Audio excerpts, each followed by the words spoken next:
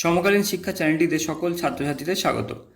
আজকে first semester ইতিহাস অনার্সের DA-CC1 2023 সালের প্রশ্নপত্র নিয়ে আলোচনা করব। CCF 2022 অনুযায়ী এবছর স্নাতক স্তরের পঠন পাঠন পদ্ধতি, সিলেবাস, প্রশ্নপত্রের ধরন ও অন্যান্য বেশ কিছু পরিবর্তন করা হয়েছে। ইতিহাস অনার্সের এবছর DA-CC1 পেপারে মোট 75 মার্কসের লেখা পরীক্ষা হয়েছে, যেটা CBCS অনুযায়ী ছিল 65 মার্কসের।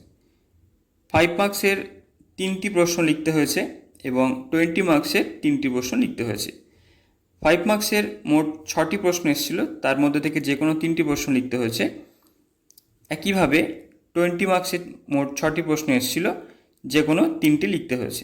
এবার দেখে নেব কী কী প্রশ্ন এসেছে। 5 মার্কসের যে প্রশ্নগুলো এসেছিল: 1. প্রাচীন ভারতীয় ইতিহাসের উপাদান হিসাবে প্রশস্তির গুরুত্ব আলোচনা করো। 2. মাইক্রোলিথ সম্পর্কে একটি টিকা লেখো। 3. মেহেরগড় সংস্কৃতি সম্পর্কে কী জানো। 4. হরপ্পার ধর্ম সম্পর্কে একটি টিকা লেখো।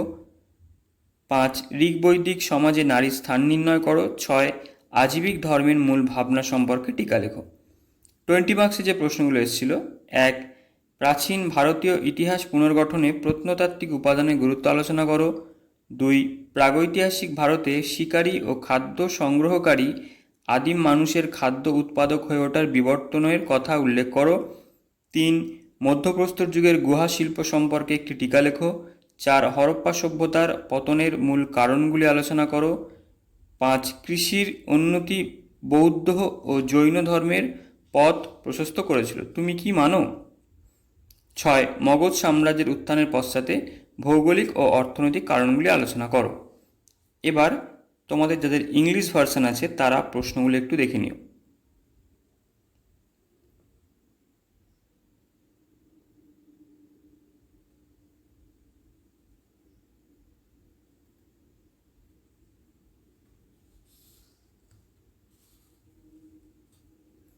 কলকাতা বিশ্ববিদ্যালয়ের বিভিন্ন সেমিস্টারের ইতিহাস ও রাষ্ট্রবিজ্ঞান, জেনারেল এবং অনার্সের কোশ্চেন পেপার, নোটস ও সাজেশন পেতে চ্যানেলটি লাইক ও সাবস্ক্রাইব করে দিও।